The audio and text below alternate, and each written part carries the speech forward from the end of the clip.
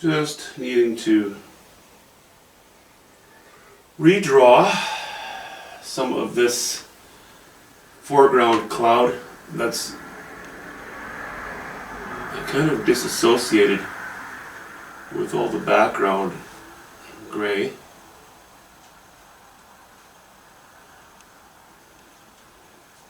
This cloud, that's all in sort of ambient color. It has some form, not a lot. This cloud's going to be very important. So I had it washed in, and I would just like to do a little more work to it.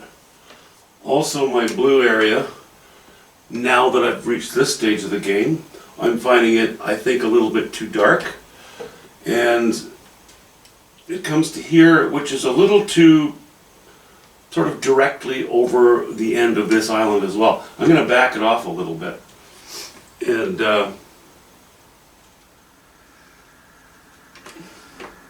in so doing, I think I'm going to round that one too.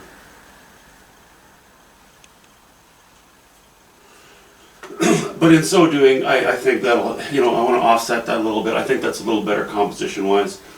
I am very tempted to take the color I have on the brush and to do a bit of an outlining. I think I'm not going to do that, though. I think what I'll do is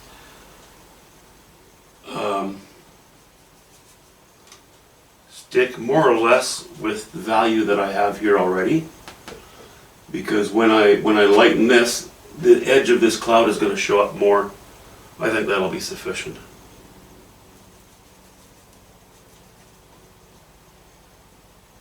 Are we in the neighborhood there? Yeah, that'll do it. Okay.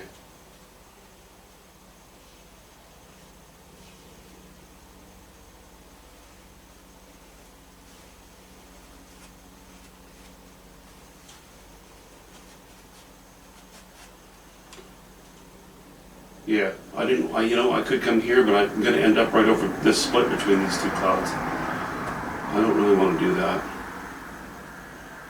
Anyway, this guy takes, as you can see, I'm doing a lot of playing, and I'm enjoying it.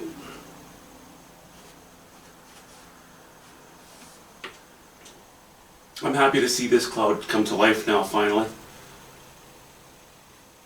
The whole sky looks so gray and sort of boring without these, these foreground low scudding clouds. A rainstorm's just passed, but there are some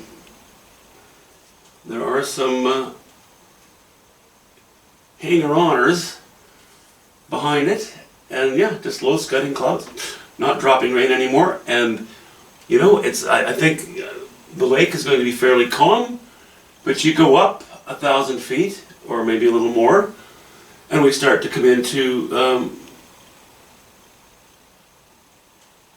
some wind, pushing the system out. And we have a bit of low sun, as you can see, catching these. And I think I'm going to have a bit of light catching these as well. Not as intense as this. Maybe somewhere in the neighborhood of these colors. Sort of a yellow ochre, umber. Might put a little bit of burnt sienna in there even. Or alizarin crimson. And as you can see, my trees, as I paint things in, things change. Okay, I'll get back to you in a bit with that.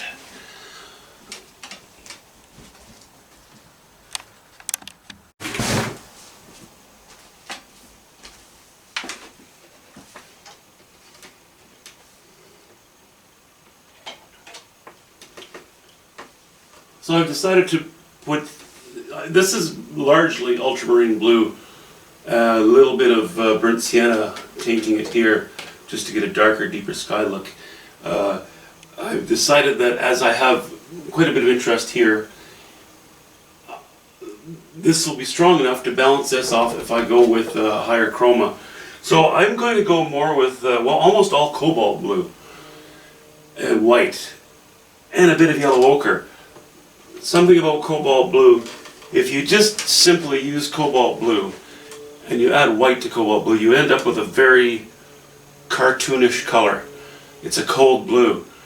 Now, many of my paintings have a bit of a cartoon look to them already. So I kind of want to stay away from that. I would like some variation in color. If you had, you know, like I say, a bit of yellow ochre, but I mean just a little bit, just a hint. If you add too much, it becomes dirty and you start to go in the direction of green. More green. Cobalt blue is already sort of a greenish blue. So I just add a hint to warm it up, and that's it. I'll get going on it here.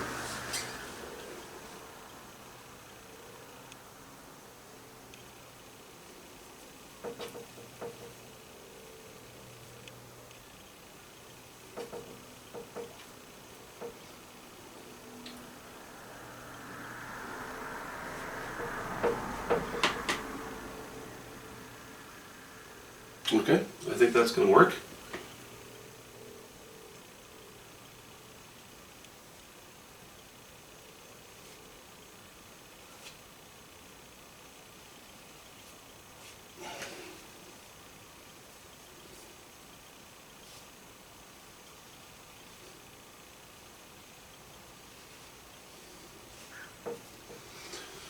A little bit dark.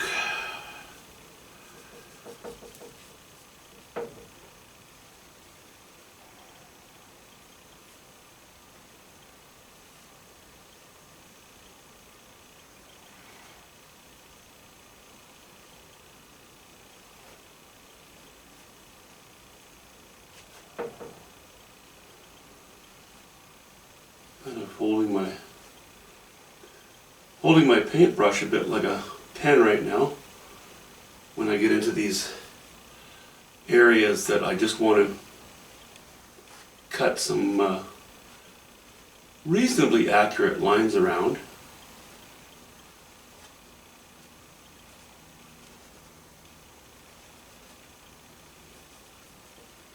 And then when I do a larger area, I'll hold it more like an actual paintbrush, further down the stem, and do broader strokes.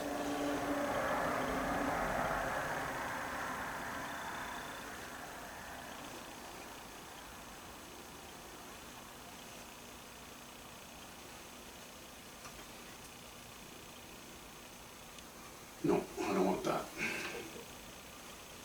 So away it goes.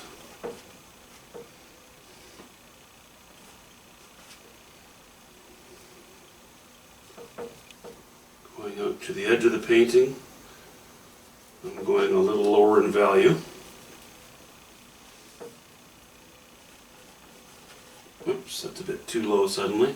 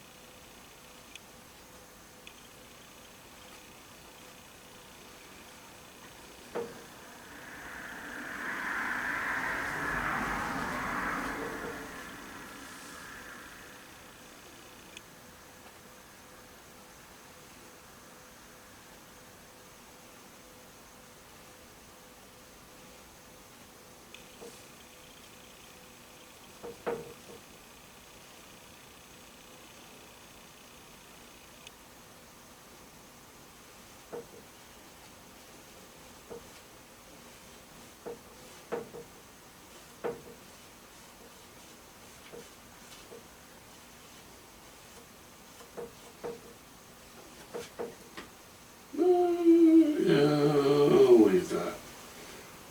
I will leave that for the moment. Okay. I have this little cookie cutter Christmas tree top on here, and I don't like it.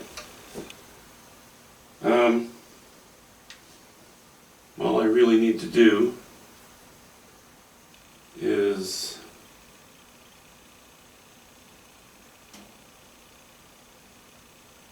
change one side a little bit so that it's not quite as symmetrical. So we'll go with that side.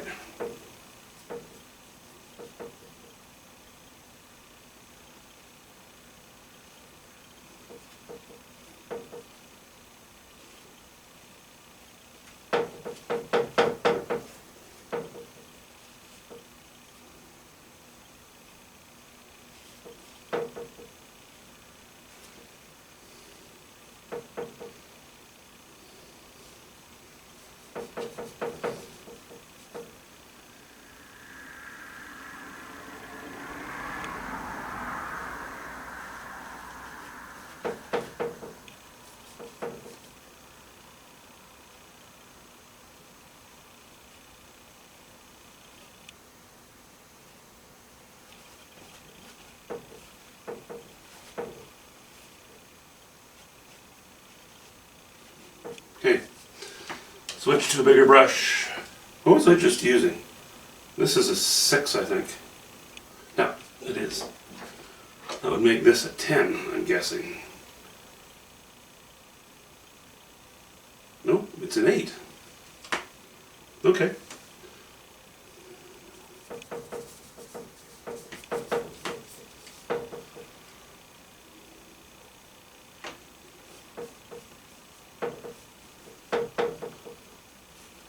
Whoops.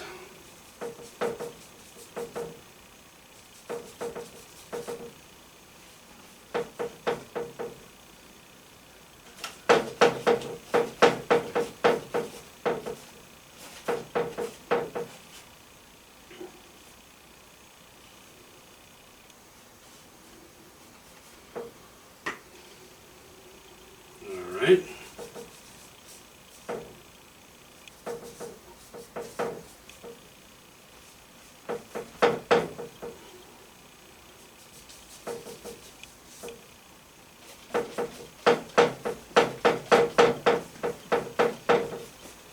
Scumble, scumble. Well, you know, scumble is an arguable term. I'm kind of filling it in solid now, and I guess technically when you're scumbling, you're allowing much of the color or the layer of paint underneath it to show through. I'm not doing that. There's very little of it showing through. I'm mostly trying to color or to cover it. Off the corner here, I'm going to add just a bit of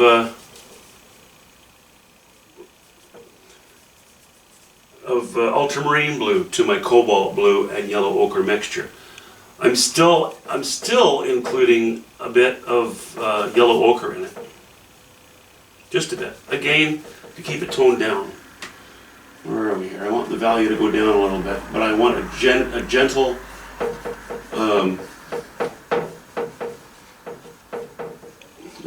transition from this cobalt blue off into the, as it goes higher and as you know, if you look across at a horizon, your blues are quite cobalt and light, and then as you look straight up into the sky, it becomes more ultramarine, or certainly a deeper blue at least, because there's less atmosphere to look through.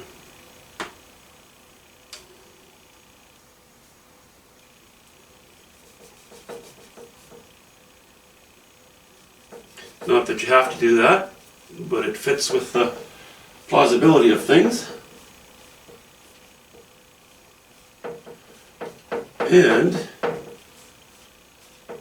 it helps to give you a little bit of variety in your sky, even if it's fairly subtle.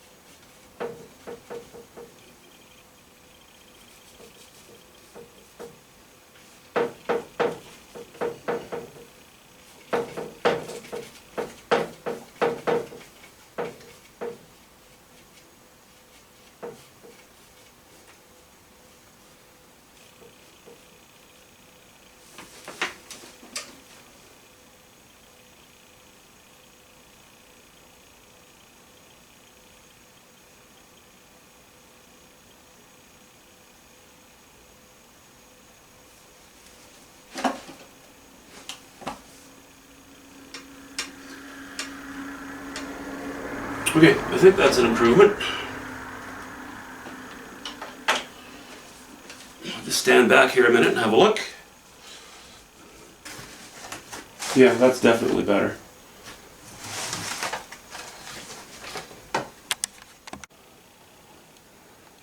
Okay, there it sits as a whole.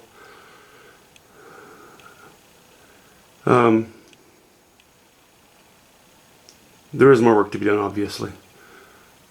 Next time I talk to you, I'll have the sky finished. But yeah, I'm very happy with that improvement. I think it's much more interesting. Also, of course, that those blues, although they're not adjacent to the yellows, they're close enough in the neighborhood that you know, very complementary colors. Keeps things interesting. So, that's where we sit for now. Have a good weekend, everybody. Thanks for watching. Bye-bye.